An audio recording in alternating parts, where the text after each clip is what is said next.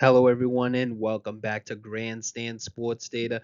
Week 6 is in the books, and now it's time to roll into Week 7. We've got fresh model projections, proven systems, and then also bankroll strategies lined up to help your pocket here in Week 7. So, whether you're a new bettor trying to learn the ropes or a seasoned sharp looking for an extra edge, this is where you want to be. So, let's get into the video. All right, so let's move on to the benchmark model results. And the reason why we move on to this is because it's giving us a long sample size for the last 5 years. As you can see, there's been over 1,000 games played for basically each of these bet types. What we want to focus on here, though, is the spread is a loser, so we're throwing that away.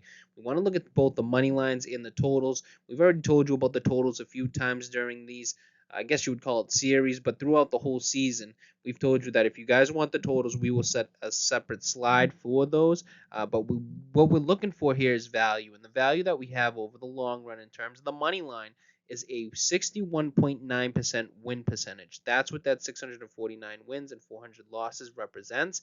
And when you're looking for an edge, that means your model needs to pick the team to win, number one. And then number two, it needs to have these odds right here, which is minus 162. And that's translated from that 61.9 win percentage. So that's what you're looking for. You're looking for odds that are either minus 162 or better for the team that the model picks to win.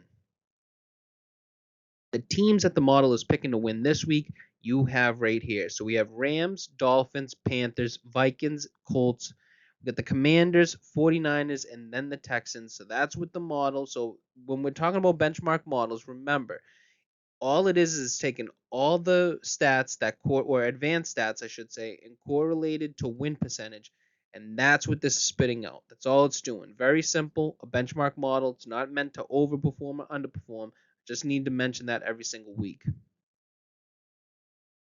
Now, let's stick to the money line theme. And here are some of the money line systems that you can look at going into this week 7 slate. You're going to see, starting with the first one, rest on a divisional dog. Very small sample size over the last 2 years. Only 15 times this popped up, but it's been a winner. You can see it's been up $8.31 for every $1 bet. And Dallas is going to satisfy those parameters this week as they have the better odds than the plus 114. You might want to double check that because I think when we got it at this line, it was at 115. So remember, if they drop to 114 or lower, it's a no play now. So you have to remember that. If you're not getting it at that plus 115 number, then the bet basically filters out. You show that you have no edge. Now let's move on to the next one's favorites on a high total, somewhat of a decent sample size. I would still call this small. You really want to see a lot more. We have the favorites on the high total mixed with the 620-mile rule. There's going to be a consistent theme between these last four, and it's these teams. It's going to be the Bears, the Chargers, the 49ers, and the Lions, all satisfying these next four systems. So they're basically weaving in a few factors at a time. You can see here's the favorites on a high total mixed with the 620-mile rule. Now we're just adding in coaching, so we're filtering it out. And as you can see, when you're adding in another layer, it's actually a better winner. It hits at 80%. Now we want to add in another layer, so 4 total factors here, and that actually brings the win percentage even better. So that's what we're trying to do. You're trying to look at those factors that have a proven edge over time, see how they connect, and over the last 2 years, this factor having, or this system with 4 factors, favorites on a high total, 620-mile rule, the Madden rating, and the Grandstand Sports Data coaching model has gone 16-3 in the last 2 years. So that is huge in terms of the money line systems. Moving on to the favorites on the high total and a coach. So basically, just like we're saying, we're shuffling the deck here. This is at 100 games in terms of a sample size. So not too bad. The same teams are satisfying that system. So let's jump over to the other theme, and this is going to be the spreads. So the spread systems that you see here, you're going to have San Francisco. They got about 4 of these systems that they're actually looking at. You're going to see the top 2. These are the favorites on the high total mixed with the rest differential and then the coaching. And the coaching is obviously the Grandstand Sports Data coaching model. Now we're going to go to the next one, which is rest. We're keeping the rest, but we're putting in the contrarian play here. So mixed with that, mixed with the team with the better rest differential and are the contrarian over the last 2 years have covered the spread out of 8 games out of 11. So that's huge to take a look at, but you got to remember sample size very small. Dallas is going to be touching on the rest and divisional dogs. We touched on that on the last slide for the money line, and it does well on the spread side as well, but a little bit less of a sample size. Let's move to this one where it does have more of a sample size, and that's the favorites on the high total mixed with the 620-mile rule. You're going to see some teams pop up twice from you saw them on the money line systems. Now you're going to see them here on the spread. We got the Bears, the Chiefs, the Chargers, the 49ers, and the Lions. And the last one's going to be the 620-mile rule mixed with the contrarian play. And you got teams like Tennessee, the Browns, the Broncos, the Chargers, the 49ers, and the Lions. So you can see the 49ers popped up a few of the times here, more often than none. Then you have Detroit also popping up a few times with the Chargers. So some teams to keep a lookout for when you're looking at spread systems. So here's a look at the market rolling into the week 7 slate. First off, contrarian numbers, they're built from this year and last year. Just want to so the last 2 years, the bet percentage and money percentage are just based on this season only. So I just want to clarify that first. Top row of each of the rows is going to be the spread performance, and the bottom row is going to be the money line. Let's move to the contrarian, where this means we're fading the public. We're going against the side most bettors are on, and that's historically been about a profitable approach. But as you can see on the spread, it's been profitable, just about 75 cents or 76 cents per $1 bet for the last 2 years on the contrarian play, but not so profitable when you're looking at it on the money line side. Obviously, you can see the teams that fit the contrarian angle this week. We're going to move on to the bet percentage. And the bet percentage is just simply tracking the number of tickets. So this is where a lot of market readers will kind of tell you that this is the public side, and the public side basically loses a lot. So this is the one you want to stay away from. And it's kind of showing up here as it's done ugly, right?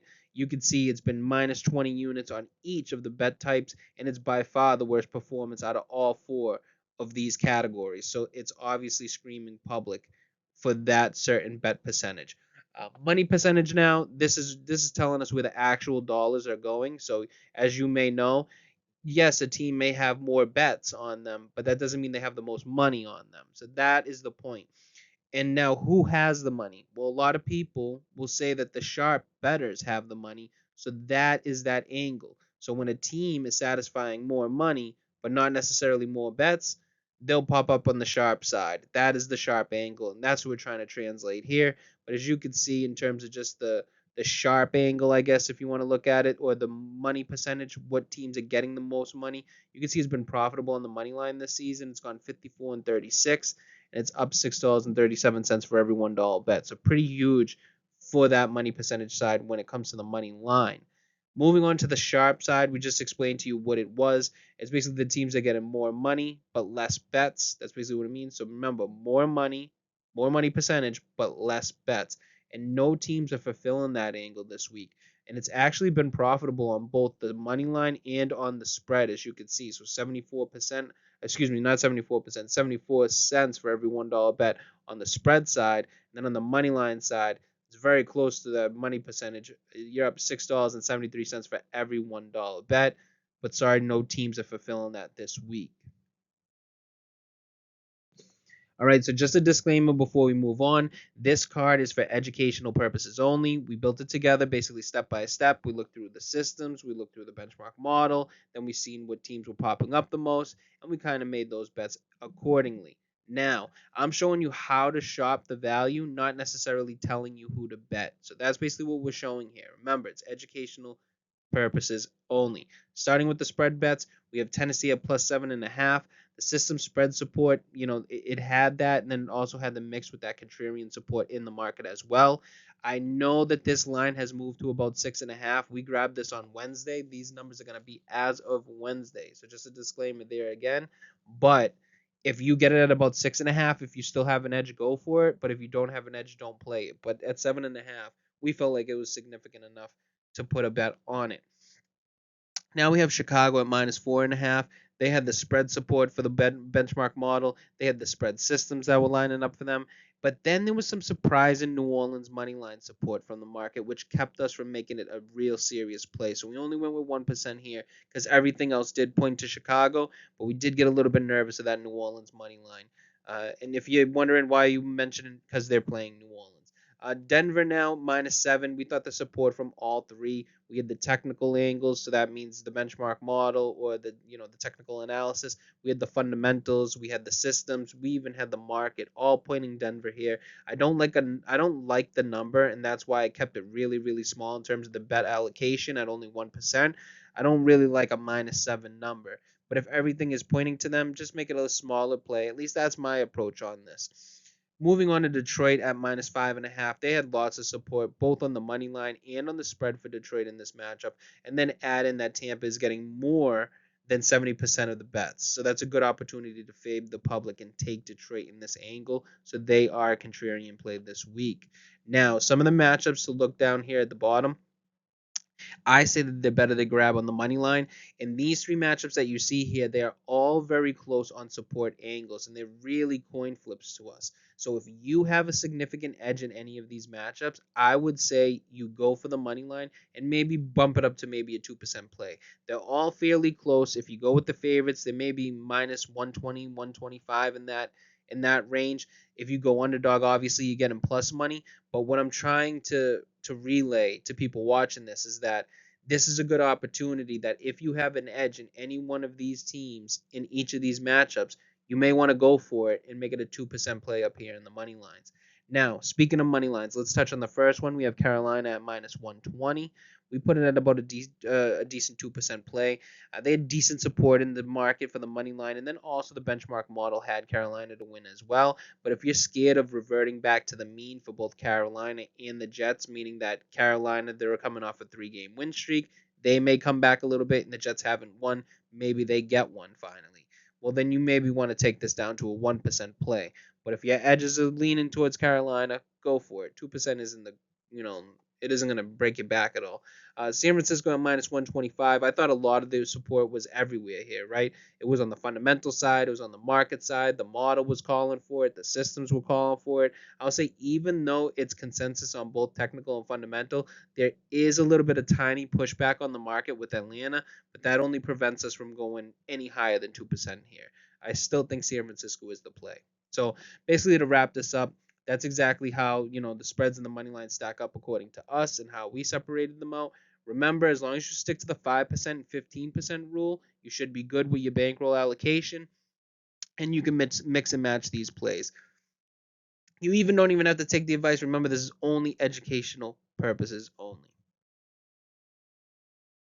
All right, so that's going to wrap up our NFL Week 7 betting preview. Remember, this isn't about telling you who to bet. It's about walking through the systems, the numbers, and then the bankroll discipline to help put you in the best position to win, right? So if you got value out of this breakdown, do us a favor, right? Subscribe so you don't miss our Week 7 recap and then also our Week 8 preview. I want you also to like the video, so it really helps push this out to more bettors like yourself. And then drop a comment down below and let us know which systems you're tracking, or if there's a matchup that you want us to spotlight this coming week. Thank you guys for watching, and we'll see you in the next one.